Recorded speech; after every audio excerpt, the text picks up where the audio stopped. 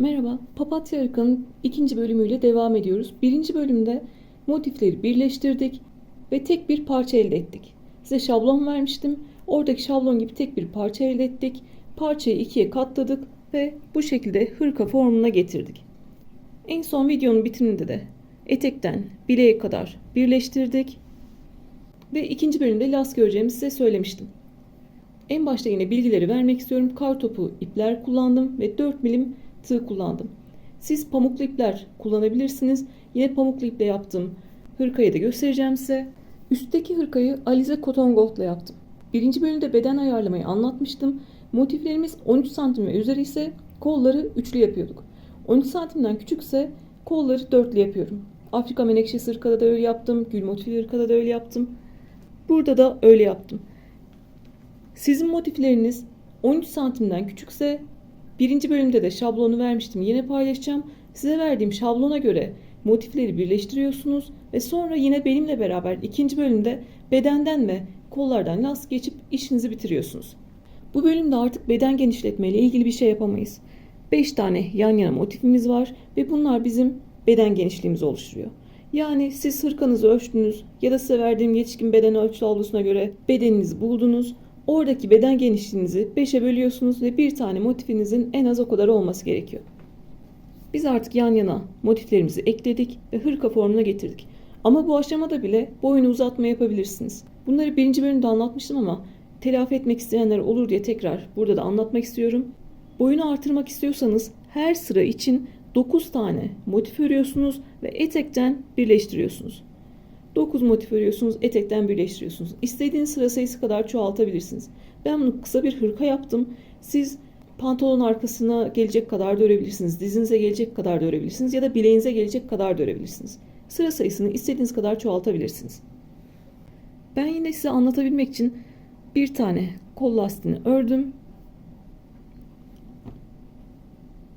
Buradakini beraber öreceğiz. Bu aşamada sizden isteğim lütfen üzerinize geçirin. Üzerinize geçirdiğinizde şunu göreceksiniz. Elimiz sıkı gelebilir kaydırmada, birleştirmede. Arkanızdan yukarı doğru kalkıyor olabilir. Altıgen hırkalarda da bana soru olarak geliyordu bu. Ya da parçalarım yamuk oluyor diye gelebiliyor. Motiflerim düzgün değil diye gelebiliyor. Ne yapıyoruz motiflerde de? Diyorum ki trabzan tepelerini açın. Bunda da ne yapacağız? Birleştirme tepelerini açacağız. Yine V harfi gibi görünüyor. Bu şekilde tutacağız ve birleştirmeleri açacağız. Tepelerini açacağız. Önce eline doğru böyle her birini çekelim. Sonra boyuna doğru böyle çekelim. Sonra üzerinize giydiğinizde o yukarı kalkma sorunun gitmiş olduğunu göreceksiniz. Parçalarınızda yamukluk varsa diğer örgülerinizde de motiflerinizde de papatya motifini yaparken de göstermiştim, böyle tabak gibi duruyordu. Kenarlarını açmıştık ve düzeltmiştik. Bunlar bu kadar kolay. Anlatması basit ama yeni başlayanları zorlayan bir durum. Yine altıgen hırkası yamuk olan bir tane arkadaşımız bana attı. Sonrasında ben tepelerini açmasını söyledim ve örgüsü düzeldi. Dedi ki ben artık vazgeçecektim. Yapmayı bırakacaktım. Ama o kadar kolay bir şeyden bırakacaktı. Sırf o detayı bilmediği için. Burada da siz üzerinize giydiğinizde yukarı kalkıyorsa sorun değil. Sadece trabzan tepelerini açacaksınız. Öncelikle lastik işlemini bedende yapacağız. Sonra kola geçeceğiz. Ben tüm örgülerde berede örüyorsam, yelekte örüyorsam, büstiyerde örüyorsam, ne örüyorsam lastik örme işlemine örgünün hep arka tarafında, görünmeyen tarafında başlıyorum. Çünkü lastik örerken biri üst sıraya 3 zincirle çıkıyoruz. Bu 3 zincir noktası örgünün görünmeyen bir yerinde olsun istiyorum. En sonunda yine örerken zaten 2 tane ön lastiğin arasında kalacak 3 zincir ama görünüm açısından görünmeyen bir yerde olması bizim için daha iyi. Lastik geçebilmemiz için öncelikle düzgün bir zemine ihtiyacımız var tüm örgülerde. Onun için de bir sıra ikili trabzan geçeceğim ve bir sıra ikili trabzan üzerine lastik örmeye başlayacağız. Yine Kartopu Aksoft'un 527 numarasıyla örmeye devam ediyorum ve 4 milim tığ kullanıyorum yine. Örgünün arkasından başlayacağımı söylemiştim. Bir zincirle bir ilmek oluşturuyorum. Buradaki ilmeği örerken gizleyebiliriz. İkili trabzan yapacağım için tığın başına bir kere doluyorum ve buradaki iki ilmeği birlikte tutuyorum. Daha rahat anlatabilmek için örgüyü çevireceğim.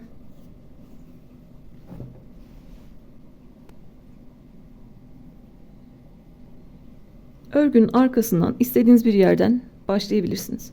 Tam buradaki motifin ortasından başlamak istiyorum. Buradaki trabzanın tepesine girdim. İpi aldım. Tığın üzerinde 3 ilmek var.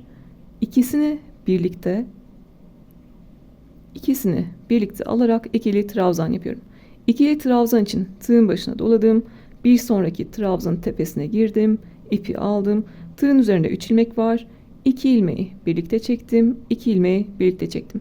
İkili trabzan demek 2 kere de çıkılan bir trabzan demek. Tığın üzerindeki 3 ilmeği 2 kere de çekiyoruz. İkisini birlikte, ikisini birlikte. Bu şekilde bir bütün hırkayı dolanacağız. Aşağıdaki trabzanların üzerine, her birinin üzerine bir tane ikili trabzan yapıyorum.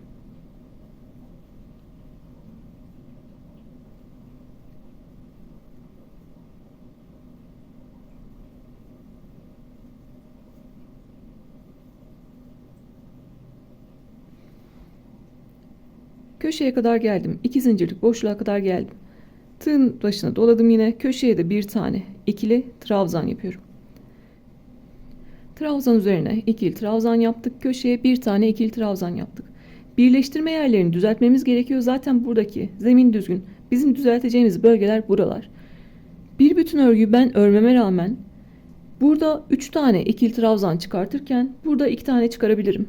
O an çocuğumla konuşmuşumdur, televizyona dalmışımdır, elim sıkı gelmiştir ya da size anlatırken fark etmeden birini sıkı birini gevşek yapmışımdır. O yüzden sizin elinizdekinde de örgüde de değişecektir bu. Diğer örgülerde de dediğim gibi aldığı kadar un diyoruz ya yemeklerde. Burada da aldığı kadar trabzan yapacağız. Ne marullanma olacak, bir trabzan diğerinin üzerine binecek, ne de arada boşluk olacak. Onları da size göstereceğim yeni başlayanlar için. Marullanma nasıl oluyor, arada boşluk nasıl oluyor. Şimdi burayı düzgün bir şekilde geçmek istiyorum. Ben genelde birleştirme noktalarını hangi ipi kullanırsam kullanayım. Elim her zamanki gibi normal yaptıysam bir birleştirmenin sağını yapıyorum. Buradaki V harfinin sağını yapıyorum. Bir tane ikili trabzan yaptım. Bir tane V harfinin tam ortasına yapıyorum. Ve bir tane de soluna yapıyorum. Yani buradaki birleştirme noktasını 3 tane ikili trabzanla geçiyorum. Sonra yine düzgün zemine geldik. Köşeye bir tane ikili trabzan ve aşağıdaki trabzanların üzerine ikili trabzan yapıyorum.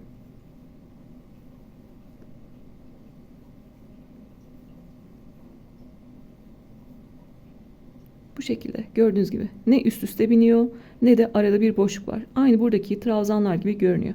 Şimdi bir diğer birleştirme yerine kadar gelelim. Ve orada size yapmamamız gerekeni önce göstereceğim. Sonra yine güzel şekilde geçeceğiz.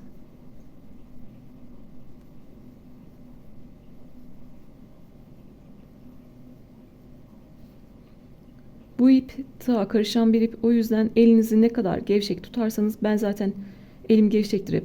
Gevşek örerim. İp tığa karışmayacaktır. Trabzan üzerine trabzan olarak devam ettim. Ve köşeye bir tane ikili trabzan yapıyorum. Birleştirme yerine kadar geldik. Bu birleştirme yerinde mesela sadece V harfinin birleştirmenin ortasına batıyorum. Ve direkt köşeye geçiyorum. Ve örmeye devam ediyorum.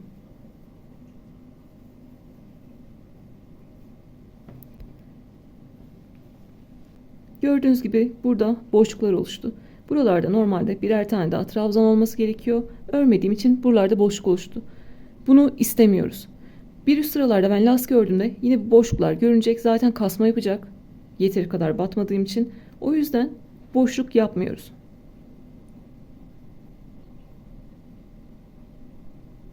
Şimdi marullanmayı göstermek istiyorum. Fazladan batayım buraya. Normalde 3 tane batmam gerekiyor. 4 tane yapmak istiyorum.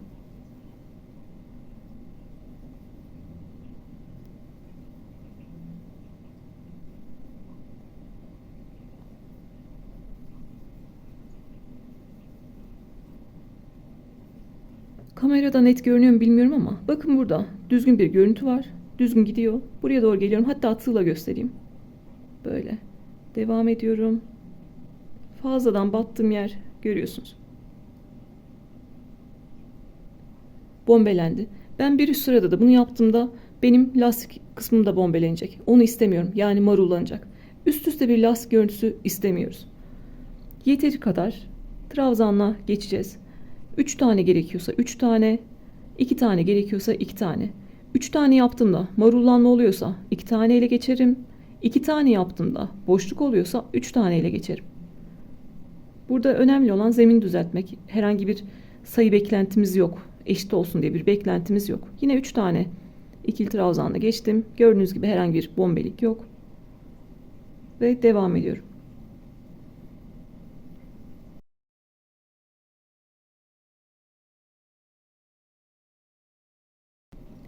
Bu bölümleri yeni başlayanlar için anlatıyorum, biliyorsunuz.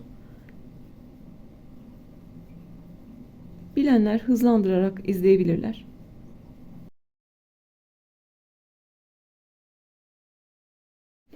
Bir tane daha birleştirme yerini göstermek istiyorum. Bir tane birleştirmenin sağına, bir tane tam V harfinin birleştirme olan yerin ortasına ve bir tane de soluna yapıyorum. 3 tane birleştirme ile geçmiş oldum.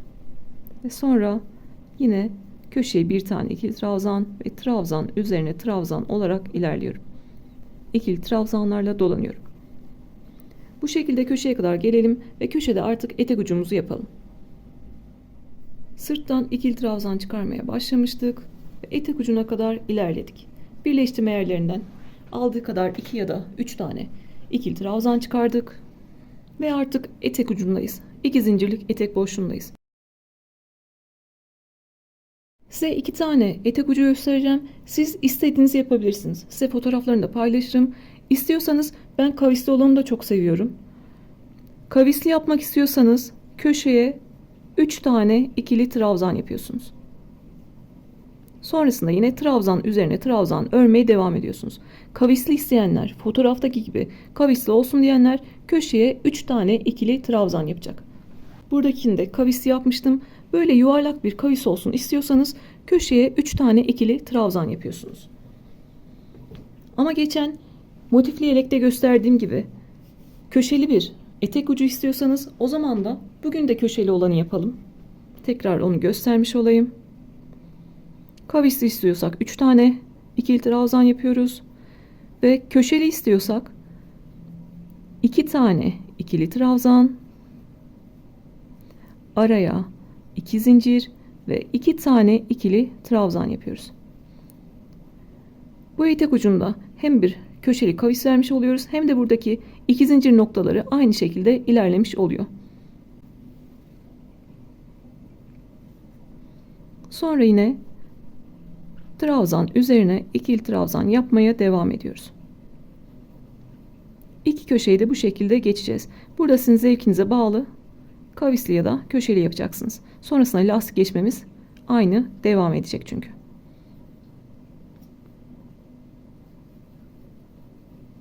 Etek ucunu 2 tane ikili trabzan, araya 2 zincir ve 2 tane ikili trabzanla geçtik ve trabzan üzerine ikili trabzan yapıyoruz.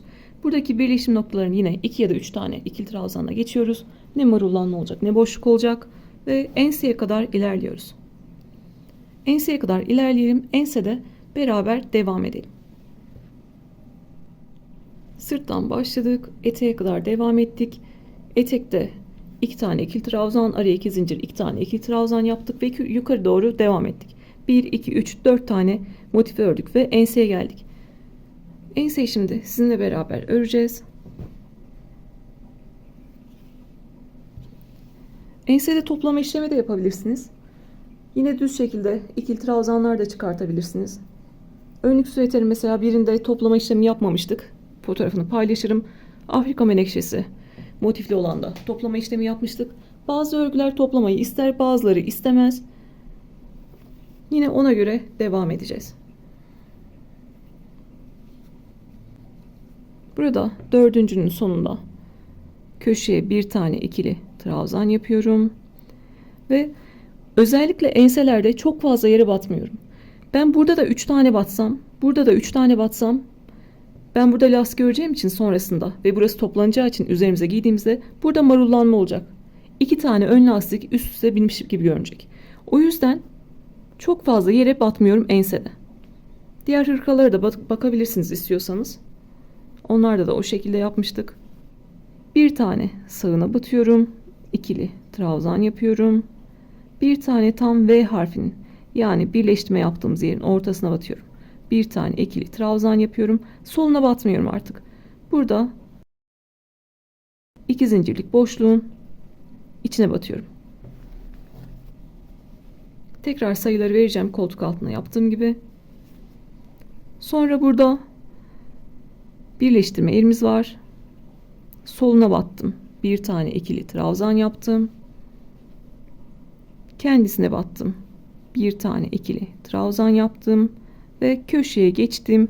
Bir tane ikili trabzan yaptım.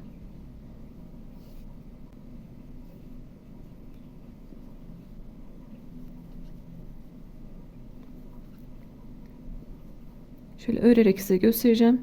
Sonra mantığını yine anlatacağım size.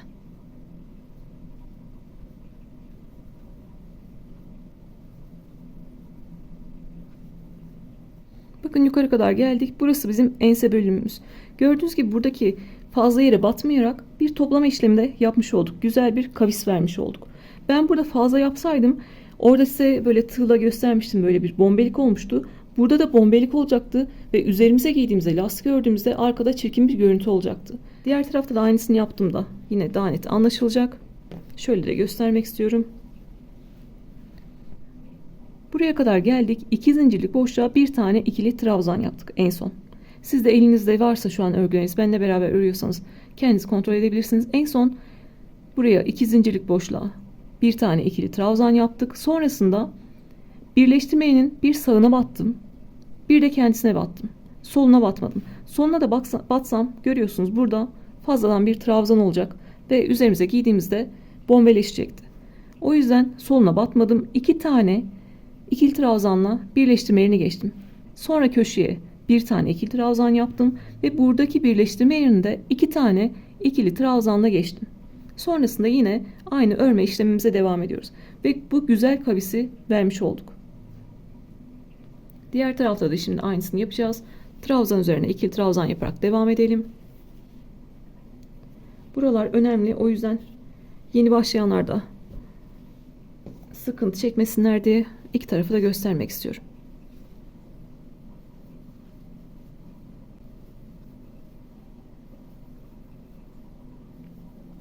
Bu arada örerken şunu da söylemek istiyorum. İpin yapısı örgüyü böyle yumuş yumuş yaptı. Yani böyle çok tatlı bir ip. Örmek isterseniz hem diğer pamuklu iplere göre daha uygun fiyatlı, hem de kışlık bir ip. Diğer tarafta da ne yapmıştık? En son 2 zincirlik boşluğa bir tane ikili trabzan yapmıştık. Köşeye bir tane ikili trabzan yaptım. Diğer taraftaki gibi 2 tane ikili trabzanla geçeceğim. Bir tane V'nin ortasına yaptım. Bir tane soluna yaptım ve bir tane köşeye yaptım. Burada niye değişti? Bir sağına, bir kendisine yapmıştım. Bu tarafta artık yönümüz değişti. Aşağıya doğru devam ediyoruz. Açıklık olan kısım bu tarafta. O yüzden burada boşluk olmasın diye burada da bir kendisine battım, bir soluna battım. Fark eden şey o. Görüyorsunuz böyle birleştirme yerinde fark edersiniz. Bir taraf bitişik duruyor, düzgün duruyor. Bir taraf böyle ayrık duruyor. Köşeye doğru, 2 zincirlik boşluğa doğru. O ayrık olan yere batıyoruz. Bu tarafta sağa batmıştık, bu tarafta sola batıyoruz. Köşeye bir tane ikili trabzan yaptım. Bir tane V'nin ortasına yaptım birleştirme yerine. Bir tane de soluna yaptım. Sonrasında yine köşeden örmeye devam ediyorum. İki tarafta da aynı sayıda battım ama birinde sağına, birinde soluna battım. Çünkü birinde açıklık sağ taraftaydı, birinde sol taraftaydı. Ördüğümüz kısımlar, kavis verdiğimiz kısımlar buralardı. Bu şekilde geçtik. Siz şimdi benim verdiğim sayılarda yaptınız ve ya aralarda boşluk oldu yine ya da üst üste bindi. O zaman siz ben 2 tane batıyorsam bir tane batacaksınız marullanma oluyorsa. Ya da arada boşluk oluştu. Ben 2 tane battıysam siz 3 tane batıyorsunuz. Elimizin sıkılığı, gevşekliği değişebilir. Bu tarafta battığımızda bu tarafta battığımızın sayısı değişebilir. Dediğim gibi 2 tarafı da biz ördük ama elimizin sıkılığı, gevşekliği değişmiştir.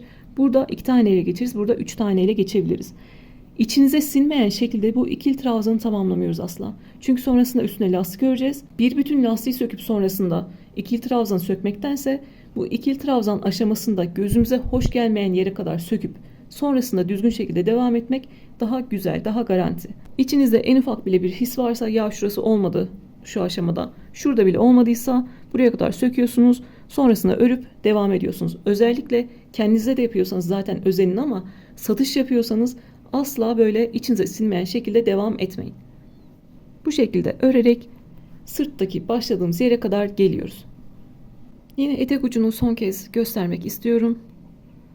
Diğer bilgiyi de verebilmek için kavis yapıyorsak, kavis istiyorsak buradaki gibi ne yapıyoruz? Köşeye 3 tane ikili trabzan yapıyoruz. Ama köşeli istiyorsak benim yapacağım gibi 2 zincirlik boşluğa 2 tane ikili trabzan, araya 2 zincir ve 2 tane ikili trabzan yapıyoruz. Bu sadece görünüm farkı yaratıyor. Bu şekilde yine sırta kadar gelelim ve artık lastik örme işlemimize başlayalım. Sıra sonuna kadar geldik. Artık ikili trabzanlarla bir bütün hırkayı dolandık ve birleştirme yerlerini de düzeltmiş olduk. Lastik örme işlemine geçiyoruz. Trabzanları bir önden bir arkadan alarak lastik öreceğiz. Sıra sonunda burada ilk yaptığımız ikili trabzan vardı. Onun tepesine giriyorum. İpi aldım ve kaydırdım.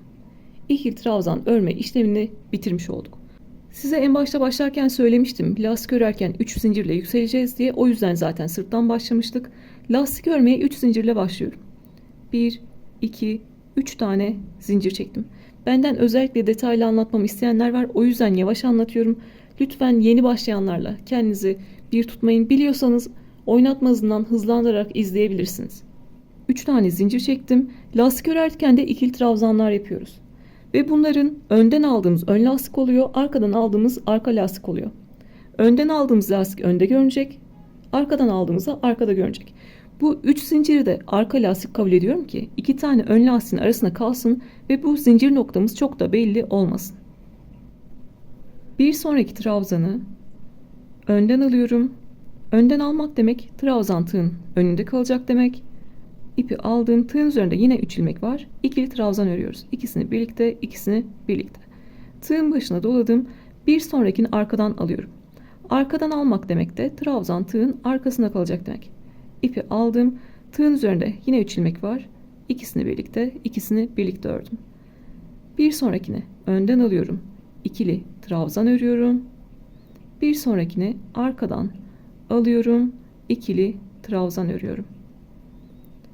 Bir sonrakini önden aldım, ikili trabzan ördüm. Bir sonrakini arkadan aldım ve ikili trabzan ördüm. Eteğe kadar tüm trabzanları bir önden bir arkadan alarak örüyoruz. Zaten aşağıda ikili trabzanlarımız var. Düzgün bir zemin var. Kolayca bir önden bir arkadan alarak örüyoruz.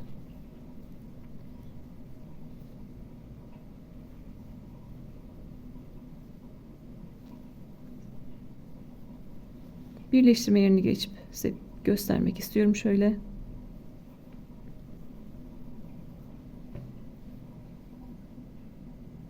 Bu şekilde lastiğimiz görünüyor. Biz buradaki trabzanlarda fazla batsaydık dediğim gibi bombe olacaktı, marullanma olacaktı. Buradaki lastik kısmımız da kötü görünecekti ona göre. Lastiğimiz de bombeli olacaktı. Arada boşluk olsaydı da burada arada bir boşluk olacaktı. Boşluk görüntüsü olacaktı. İkisi de hoş görünmeyecekti. O yüzden aldığı kadar trabzanla geçtik. Şimdi bir önden bir arkadan alarak etek ucuna kadar devam ediyoruz.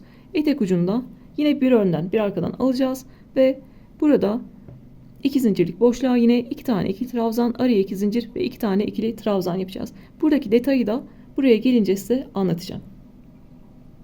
Etek ucuna kadar lastik örerek geldim. Burada en son aşağıdaki ikili trabzanın üzerine ön lastikle bitirdim. Burada görüyorsunuz. En son ikili trabzanın üzerine Bir tane ön lastik yaparak bitirdim. Burada artık köşe noktamız var. 2 tane ikili trabzan, araya 2 zincir ve 2 tane ikili trabzan. Ben burada en son yaptığım ön lastik denk getiriyorum ki buradaki örgüm daha güzel olsun, daha düzgün olsun. Sizde denk gelmedi diyelim. Benim bazı örgülerimde de denk gelmeyebiliyor. Bunu sırf burada değil, mesela sırta geldiğimizde de sıra sonunda en son yaptığımız arka lastik olarak denk gelebilir. Burada da aynı şeyi yapıyorum. 10-15 tane sökerim. Bir önden bir arkadan alıyoruz ya normalde. Yine en son bir tane önden alırım. Sonraki 2 tanesini arkadan alırım. Yani bir önden bir arkadan alıyoruz. Bir tanesini önden aldım, ördüm. Sonraki 2 trabzanı şurada göstereyim. Sonraki 2 trabzanı arkadan alıp örerim. O zaman en son ördüğüm trabzan ön lastik olmuş olur. Denk gelmiyorsa bunu yapabilirsiniz.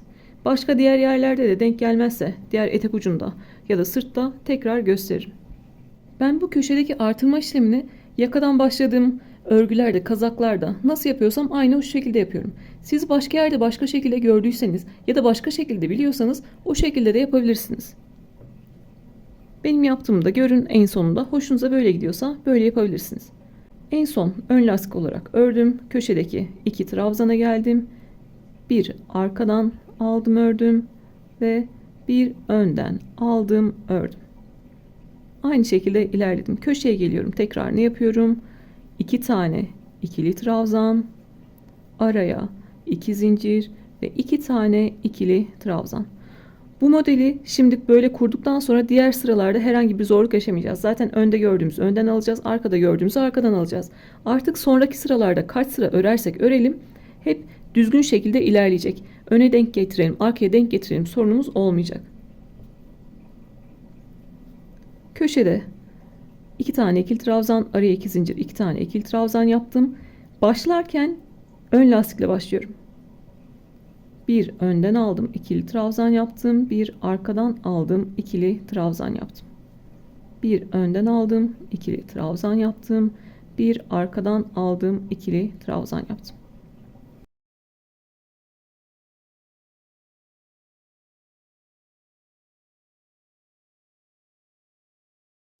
Yine bir önden, bir arkadan alarak devam ediyorum.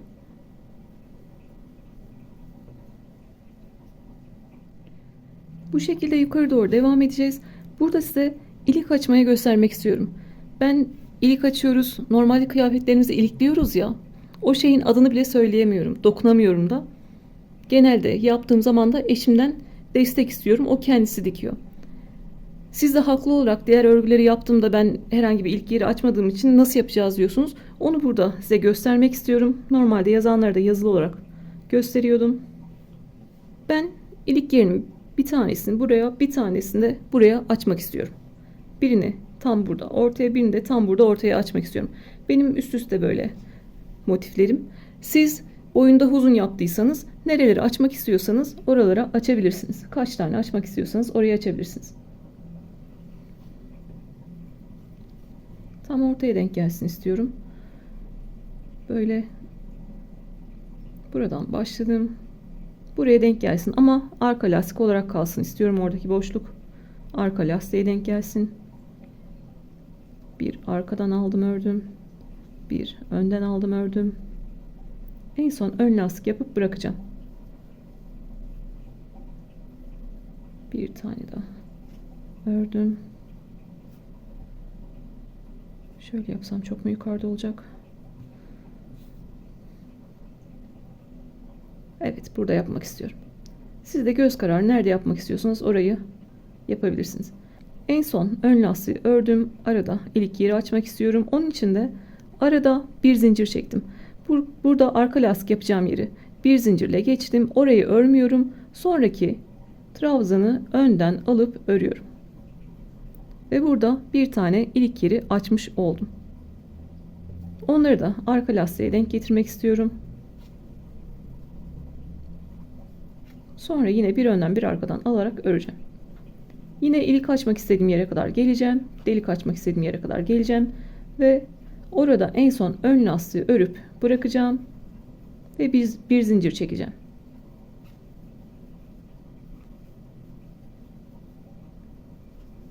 Size bir tane altıgen hırka göstereyim. Orada da iplikle yapmıştım. Öyle şeylere dokunamadığım için.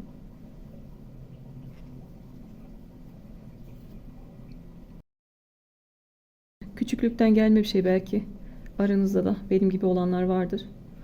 Takı takamayan, öyle şeylere elleyemeyen. Yine ilik açmak istediğim yere kadar geldim ve ön lastiği yaptım. Arada bir zincir çektim. Normalde bir sonrakine arka lastik yapmam gerekiyor. Onu bırakıyorum. Bir trabzan atlayıp diğerine ön lastik yapıyorum. Aslında sırasıyla da devam etmiş oluyorum. Yine boşluğumuzu oluşturduk ve yine bir önden bir arkadan alarak örmeye devam ediyoruz. Ben sonrasında ilik yeri açmayacağım. Siz açacaksınız. Yine en son ön lastiği örüyorsunuz ve bir zincir çekip aşağıdan bir tane trabzan atlıyorsunuz. Bu şekilde yine diğer etek ucuna kadar gelelim. Ensede de zaten iki trabzanları düzeltmiştik. Orada da bir önden bir arkadan alarak geçiyoruz ve etek ucuna kadar geliyoruz. Enseden de aynı şekilde devam ettim ve aşağıya kadar geldim. Burada size dediğim şey oldu. Köşedeki iki trabzandan önce en son yaptığım arka lastik olarak kaldı. Ben bunu istemiyorum. O yüzden yapıyorum böyle. 10-15 tane söküyorum en son ön lastik kalana kadar. Burada en son ön lastik kaldı. Normalde ne yapıyoruz? Bir önden bir arkadan alıyoruz. Burada dengeleyebilmek için sonuncunun ön lastik olabilmesi için sonraki ikisini arka lastik olarak alıyorum. Niye arka lastikle yapıyorum bunu? Daha az belli olsun diye. Böyle girdim. 2 tane alacağım ya. Birinin ipinden biraz aldım. İkincinin de ipinden aldım. Ve arka lastik olarak ördüm.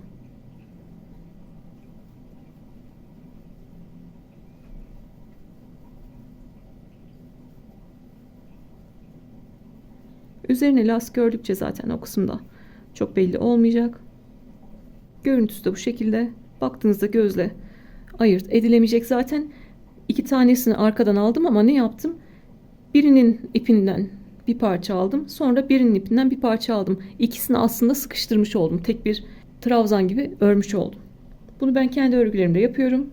Yeni başlayanlar varsa sonuncuya denk gelmediyse bu şekilde yapabilirler. Tüm örgülerde kullanabilirler. Zaten diğer anlattığım örgülerde de gösteriyorum hep.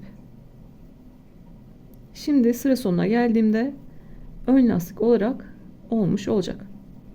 En son ördüğüm trabzanın üzerindeki ön lastik olmuş oldu. Şimdi buradaki köşe noktasına geldik. Köşede de ne yapıyoruz? Yine arkadan aldım ördüm ve önden aldım ördüm. Sonra köşeye geldim. 2 tane ikili trabzan, araya 2 zincir ve 2 tane ikili trabzan yapıyorum. Sonrasında köşeyi yaptıktan sonra örmeye yine ön lastikle başlıyorum. Bir önden aldım ördüm, bir arkadan aldım ördüm. Diğer etekte ne yapıyorsak bu tarafta da aynısını yapıyoruz. Artık sırta doğru ilk başladığımız yere kadar gidiyoruz ve bir üst sıraya çıkıyoruz.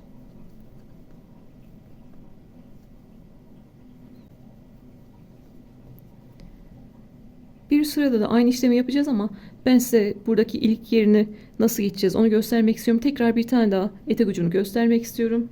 Sonrasında siz istediğiniz kalınlıkta öreceksiniz. Sonrasında artık lastik işim bitti benim. Üzerime geçirdim. Güzel görünüyor. Artık son sırada köşede bir tane ikili trabzan, araya bir zincir ve bir tane ikili trabzan yapacağız. Sıra sonuna kadar geldim.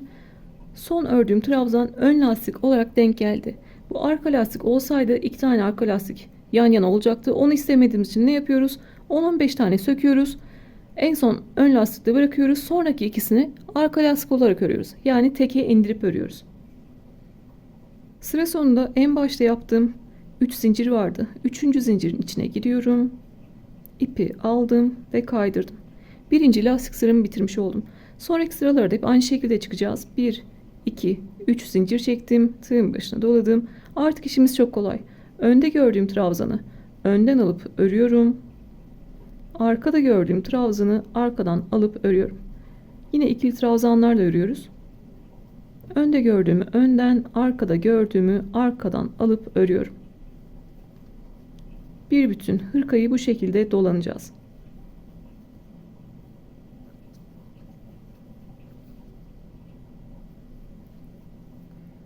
Bu şekilde yine etek ucuna kadar gelelim. Etek ucunda ise aynı şey yapacağız ama tekrar göstermek istiyorum. İşimiz artık daha kolay. Ön lastik zaten burada hazır. Sonrasında yine aynı şekilde örmeye devam edeceğiz. Buradaki işimiz daha kolay.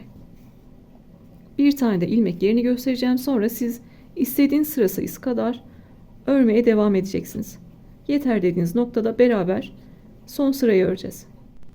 Etek ucuna kadar geldim. En son önden aldığımı önden ördüm. Sonra ne yapıyoruz? Sırasıyla devam ediyoruz. Sonrakini arka lastik olarak ördüm. Sonrakini ön lastik olarak ördüm. Ve 2 zincirlik köşe boşluğuna 2 tane ikili trabzan, araya 2 zincir ve 2 tane ikili trabzan yaptım. Sonrasında yine bir önden bir arkadan alarak örmeye devam ediyorum.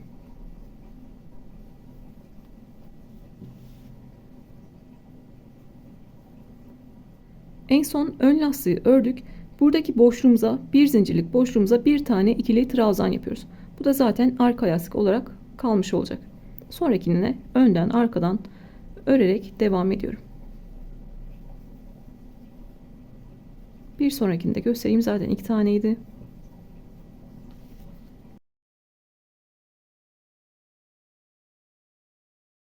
En son ön lastiği ördüm. Bir zincirlik yere geldim. Oraya ne yapıyorum? Bir tane ikili trabzan yapıyorum. O da arka lastik olarak kalmış oluyor. Bir sırada da onu yine arka lastik olarak öreceğiz. Bu şekilde ilmek yerlerimiz burada hazır duruyor. Ben de kendi zevkime göre, yapmak istediğime göre istediğim sıra sayısında öreceğim. Ve son sırayı sizinle beraber geçeceğim. Ondan sonra zaten kol işlemimiz kalıyor. Kolu yaptıktan sonra da hırkamız bitecek artık. Burası bizim ikili trabzan örmeye başladığımız yer. Onun üzerine 1, 2, 3 sıra bir önden bir arkadan alarak lastik ördüm. Köşelerde de 2 tane ikili trabzan, araya 2 zincir ve 2 tane ikili trabzan yaptım. Bu noktada ben son sırayı örmek istedim. 3 sıra ördükten sonra yani toplam 4 sıra lastik örmüş olacağım. Son sırada ne yapıyoruz? Yine 3. zincirin içine kaydırdım ve 3 zincir çektim. Trabzanları bir önden bir arkadan alarak örmeye devam ettim. Köşeye kadar geliyoruz. Köşede ne yapıyorduk? 2 tane ikili trabzan, araya 2 zincir, 2 tane ikili trabzan yapıyorduk. Son sırada ne yapıyoruz? Yine köşedekileri sırasıyla örüyorum. Ve 2 zincirlik köşe boşluğuna son sırada bir tane ikili trabzan, araya bir zincir ve bir tane ikili trabzan yapıyorum. Sonra yine bir önden bir arkadan alarak örmeye devam ediyorum. Son sıramızda yapacağımız işlem köşeye bir tane ikili trabzan, araya bir zincir ve bir tane ikili trabzan. Ben böyle yapıyorum. Dediğim gibi gözüme güzel göründüğü şekilde yapıyorum. Siz başka şekilde biliyorsanız o şekilde yapabilirsiniz. Biraz ördükten sonra göstereceğim. Hoşunuza giderse benim ördüğüm gibi örebilirsiniz.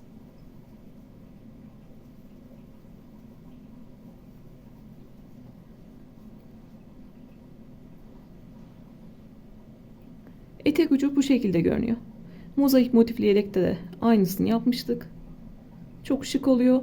Siz böyle köşeli istemiyorsanız ne yapacaksınız? Burada ikili trabzan örerken köşeye 3 tane ikili trabzan yapacaksınız sadece. Arada zincir çekmeden köşede 3 tane ikili trabzan yapacaksınız ve yuvarlak kavisli bir köşe elde etmiş olacaksınız. Bu şekilde yine devam ediyorum. Sıra sonuna kadar geliyorum. Diğer etek ucuna da aynısını yapıyoruz. Bir tane ikili trabzan, araya bir zincir ve bir tane ikili trabzan yapıyoruz. Sıra sonuna kadar geliyoruz. Artık sıra sonunda düzgün bir bitiş yapacağız. Hırkanın etrafını sıra sonuna kadar bir önden bir arkadan alarak devam ettim örmeye. Köşede yine burada da bir tane ikili trabzan, araya bir zincir ve bir tane ikili trabzan yaptım. Sıra sonunda artık düzgün bir bitiş yapacağız. İpimizi yeteri kadar bırakıp kesiyoruz.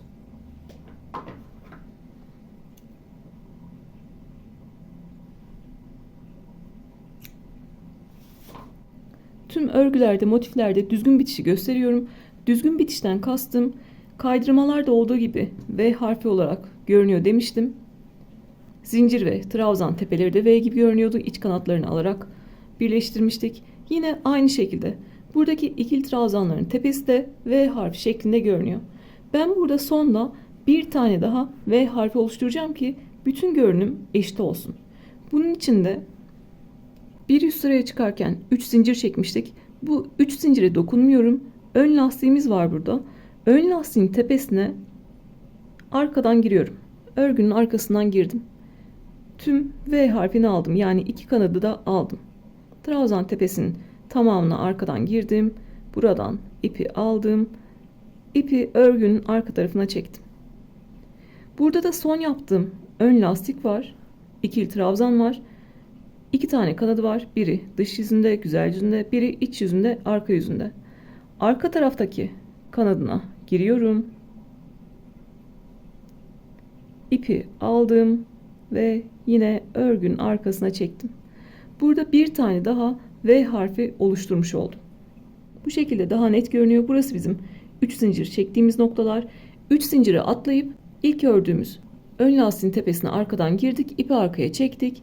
Sonra da burada en son ördüğümüz ön lastik vardı. Onun da arka kanadından girdik ve ipi arkaya çektik. Bir tane daha trabzan tepesi oluşturmuş olduk. Bu yaptığımız trabzan tepesi de buradaki 3 zincirin tepesi olmuş oldu. Tüm görünüm, bütün hırkanın görünümü eşitlenmiş oldu. Kollarda da aynı işlemi yapacağız sonra. Bunu tüm örgülerde, motiflerde kullanabilirsiniz.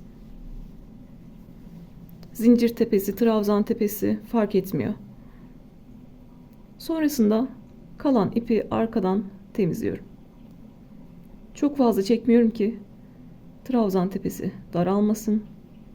Burada bir zincirle buraya sabitledim. Örmeye devam ettiğimde, yıkadığımda, giydiğimde sökülmesin. Her nerede temizliyorsak.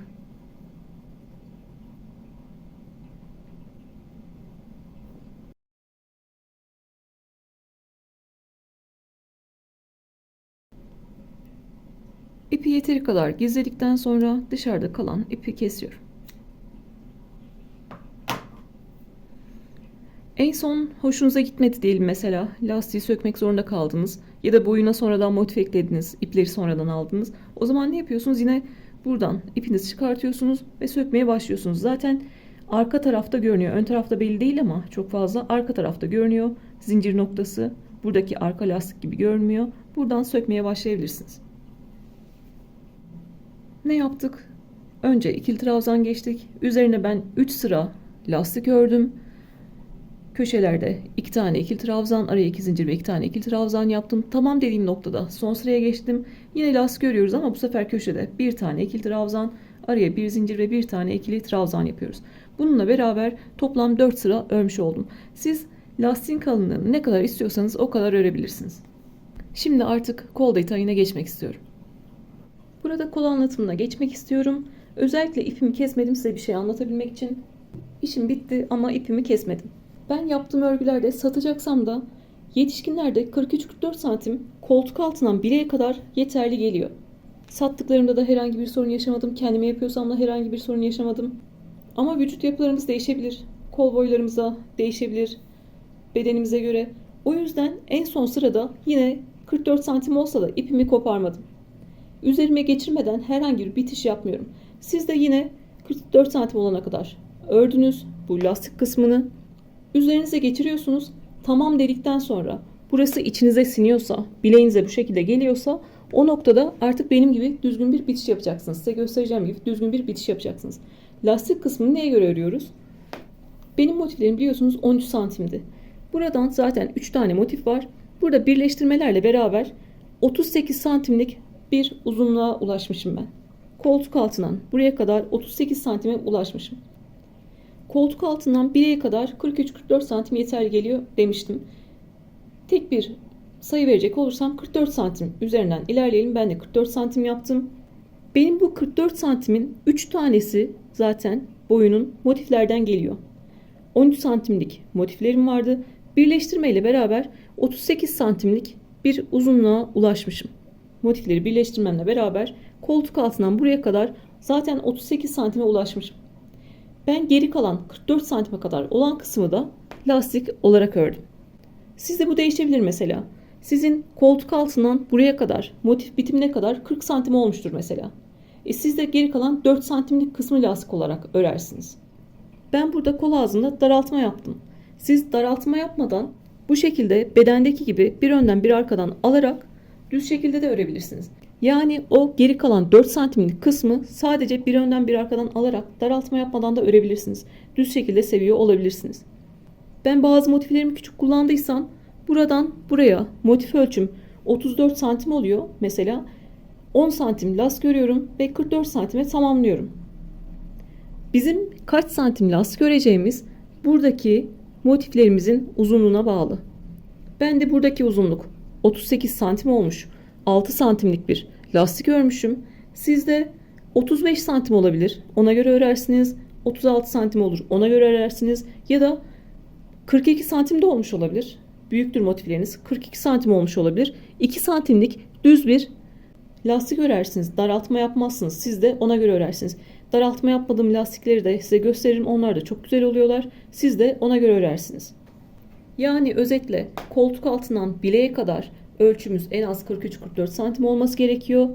43-44 santime ulaşsak bile o noktada ipimizi koparmıyoruz, üzerimize geçiriyoruz.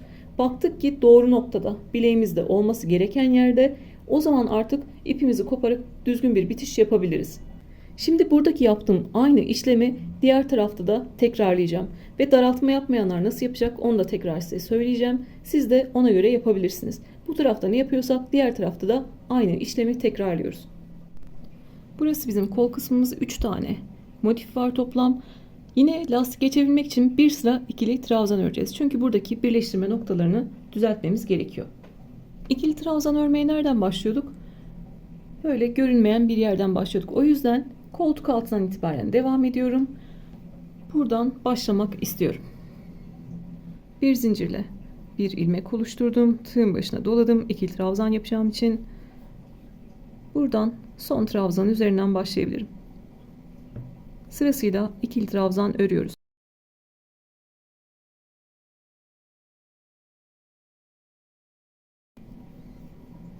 Birleştirme yerlerine aldığı kadar 2 tane ya da 3 tane trabzanla geçiyoruz. Köşeye bir tane ikili trabzan yaptım.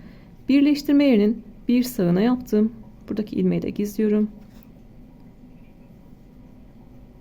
Bir tam ortasına yaptım.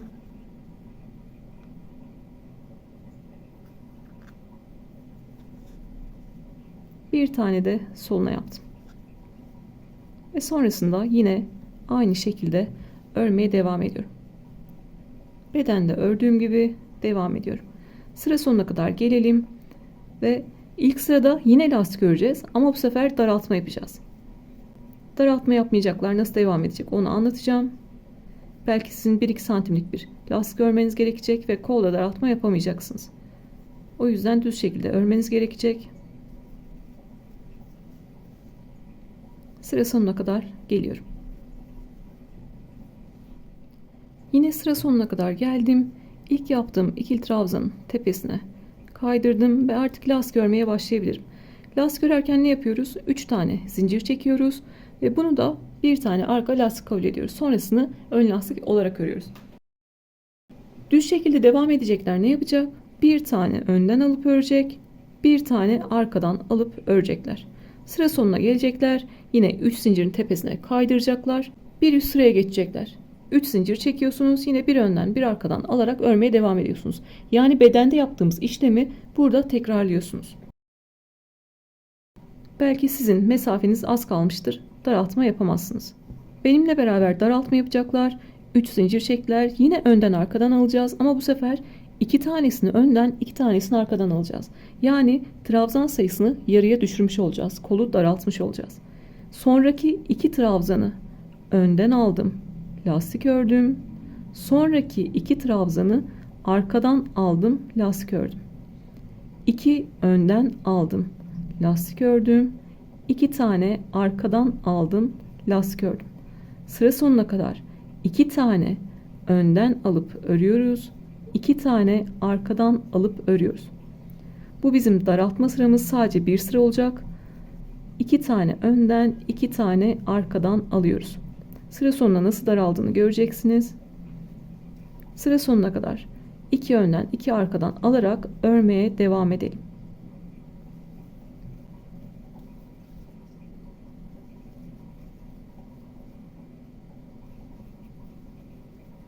Görüntüsü de bu şekilde.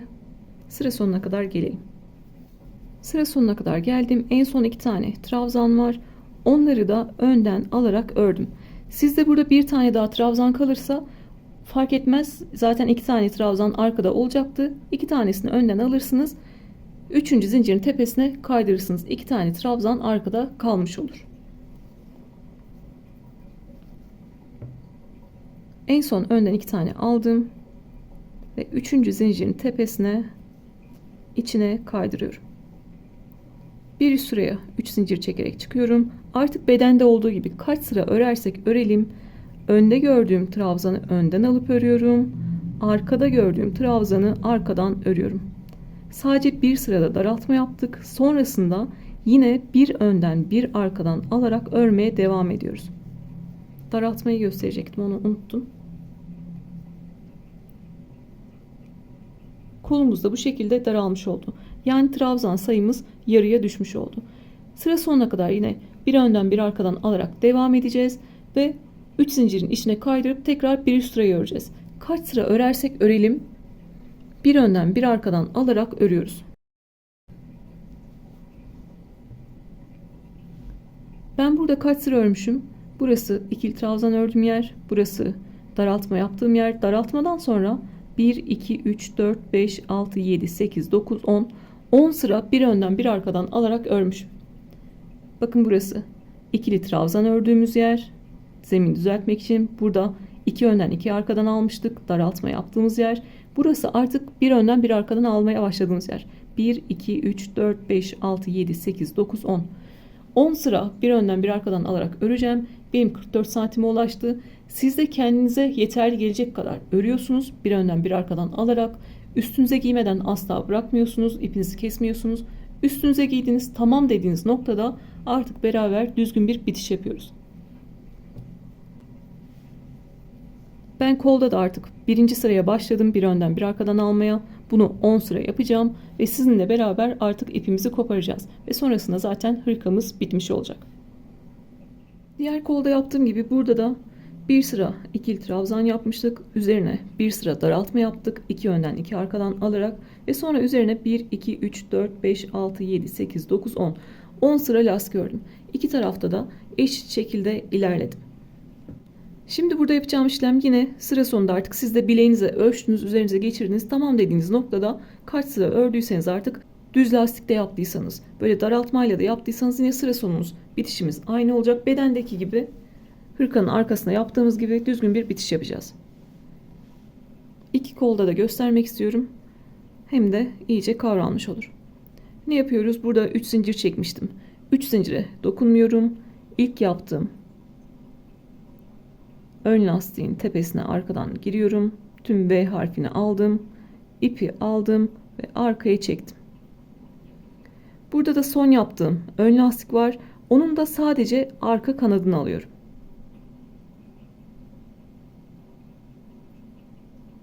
Daha küçük bir tığ numarası kullanıyorum rahat etmek için. Ve bir tane daha trabzan tepesi oluşturmuş olduk. Bu da ne oluyordu? 3 zincirimizin tepesi oluyordu ve tüm görünümümüz eşitlenmiş oluyor. Şöyle de görebilirsiniz. Şimdi artık ipimizi içinde gizleyeceğiz. Bedende gösterdiğim gibi. Bu tarafta da tekrar göstermek istiyorum. 3 zinciri bıraktım. İlk yaptım. Ön lastiğin tepesine arkadan girdim. İpi aldım ve örgünün arkasına çektim. Burada da son yaptığım ön lastik var. Onun arka kanadına giriyorum. Ve tekrar ipi aldım ve örgünün arkasına çektim. Bir tane daha trabzan tepesi oluşturmuş oldum. Zincirin tepesini oluşturmuş oldum. Hırkamız bitti artık. Bu haliyle üzerinize geçirdiğiniz hala böyle yukarı kalkmalar önde de arkada da olabilir. Ne yapıyoruz? Buradaki kaydırma noktalarını açıyoruz. Enine doğru, yukarı doğru bütün kaydırma noktalarını açıyoruz. Aslında el ütüsü yapıyoruz. Alize Cotton Gold'da da yapıyorsanız, yünlü iplerle de yapıyorsanız, akrilik iplerle de yapıyorsanız ütü değdirmiyorsunuz. İpin yapısı bozuluyor çünkü. Uzaktan buhar verebilirsiniz. Elinizle düzleştirebilirsiniz.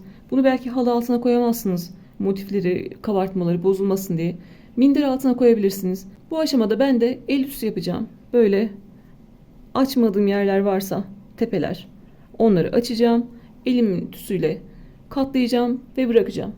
Ben yarım saatlik bir süre evde olmayacağım. Çocuğumu okuldan almaya gideceğim. O yarım saatlik sürede bile el ütüsüyle, o katlamayla ne kadar düzgünleştiğini göreceksiniz. Artık videonun sonunda hırkanın bilgilerinde buluşalım.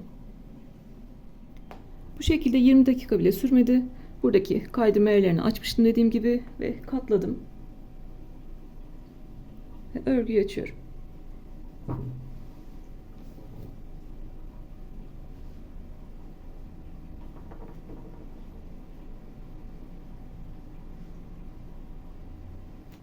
Ütü değdirmedim. Sadece el ütüsüyle bu hale gelmiş oldu. Ben motifleri 13 santim yapmıştım. Kollarını 3'e 3 kullandım ve gördüğünüz kolları yaparken 44 santimlik bir kol elde ettim. 13 santim diyorum ama tabii ki biz makine işi olmadığı için biri 13 santim olmuştur, biri 12,8 olmuştur, biri 12,5 olmuştur. Onun gibi eni de toplam birleştirmelerle beraber, kaydırmalarla beraber 62-63 santim oldu. Size yine yetişkin beden ölçü tablosunu vereceğim. Bu salaş bir hırka. Özellikle gençler çok seviyor. O yüzden boyunu da kısa tuttum. Siz boyunu istediğiniz kadar uzatabilirsiniz. M beden de giyebilir, L beden de giyebilir. İlla ki burada 62-63 santim diye size verdiğim yetişkin beden ölçü tablosunda oraya denk gelen beden giyecek diye bir şey yok. O yüzden dedim zaten illa ki bedeniniz 56 santimse 56 santim yapmak zorunda değilsiniz. M bedenseniz de large'a uygun yaparsınız, X large'a uygun yaparsınız, yine giyersiniz. Boyu da 44 santim oldu. İp sayısını vermek istiyorum. Sarı ipten 1 tane, beyaz ipten 2 tane, mavi ipten 4 tane kullandım. Yani 4 yumak kullandım. Ama bu benim yaptığım bedende ve boyda geçer. Siz boyunu uzatacaksanız, bedeni daha büyük yapacaksanız o zaman daha fazla yumak kullanmanız gerekecek. Şu an mesela boydan bahsetmişken bu aşamada bile söküp boyunu yeniden yapabilirsiniz. Bedeniyle ilgili bir şey yapamayız evet ama boyunda uzatma yapabiliriz. Size söylemiştim buradan ip gizlediğimiz yerden ipinizi bulursunuz, sökersiniz diye. Sökmeniz gerekirse lastik kısmını söküyorsunuz, ikili trabzanı söküyorsunuz. Boyuna kaç motif eklemek istiyorsanız yani kaç sıra eklemek istiyorsanız bir sıra eklemek istiyorsanız 9 tane ördünüz, etekten birleştirdiniz. Benim size birinci bölümde anlattığım kaydırma tekniğiyle ya da dikiyorsanız dikerek. 2 sıra mı uzatmak istediniz? O zaman 18 motif yapıyorsunuz. 3 sıra istiyorsanız 27 gibi. Yani 9'ar 9'ar artıyor. Üzerinize geçirdiğiniz tamam dediğiniz noktada yine bir sıra ikili trabzan geçiyorsunuz. Onun üzerine istediğiniz kadar lastik örüyorsunuz. Kavisli istiyorsanız köşeye 3 tane ikili trabzan yapıyorsunuz. Onun üzerine lastik örüyorsunuz. Kavis olmadan böyle köşeli olsun istiyorsanız ikili trabzan ördüğümüz yerde yine köşeye 2 tane ikili trabzan, araya 2 zincir ve 2 tane ikili trabzan yapıyorsunuz. Lastik yeterli geldiği noktada da son sıraya geçiyorsunuz. Son sırada köşeye 1 tane ikili trabzan, araya 1 zincir ve 1 tane ikili trabzan yapıyorsunuz. Görünüşü bu şekilde. Size kavisli olanı da göstermiştim. Hangisi hoşunuza gidiyorsa o şekilde yapabilirsiniz. Ben ikisini de çok seviyorum. Çocuklarınız için yapıyorsanız özellikle onların birebir giydiği, severek giydiği bir hırkayı kullanmanızı tavsiye ederim. İnternetten bulursunuz belki belli bir yaş aralığı ama sizin çocuğunuz o yaş aralığında aynı boy ve kiloda olmayabilir. Benim 2 tane oğlum var. Biri ince uzun, biri daha derli toplu. Aynı yaşta, aynı boy ve kiloda değillerdi. O yüzden önünüze böyle çocuğunuzun hırkası olarak düşünün bunu. Genişliğini ölçün, boyunu ölçün, kol boyunu ölçün. Ona göre motiflerinizi ayarlayın. Genişliğini ölçersiniz zaten. Siz bebeğiniz küçükse arkası beşli yapmazsınız da üçlü yaparsınız. Yani şu şekilde göstermek istiyorum. Çocuğunuz küçükse ya da bebekleri yapıyorsanız bu şekilde yapabilirsiniz. Yani eninde 3 tane olur. Önlere yine 3'er motif koyarsınız. Omuzlara birer motif koyarsınız. Ve kollarını da aynı şekilde çocuğunuzun hırkasına göre yaparsınız. Benden istenilen örgülere göre devam ediyorum. Papatya hırkamızın sonuna geldik. Bir sonraki videoda söğüt motifli bir Süveter anlatacağım. Benden çok istemiştiniz. İstediğiniz örgüleri bana atabilirsiniz. Yeter ki birine ait olmasın. Birinin hakkına girmeyin, birinin tasarımı olmasın. Örgülerinizi fotoğraf şekilde Instagram'dan gönderebilirsiniz ya da YouTube'da sorularınız varsa videonun altına sorularınızı yazabilirsiniz. Bir sonraki videoda görüşmek üzere. Kendinize iyi bakın.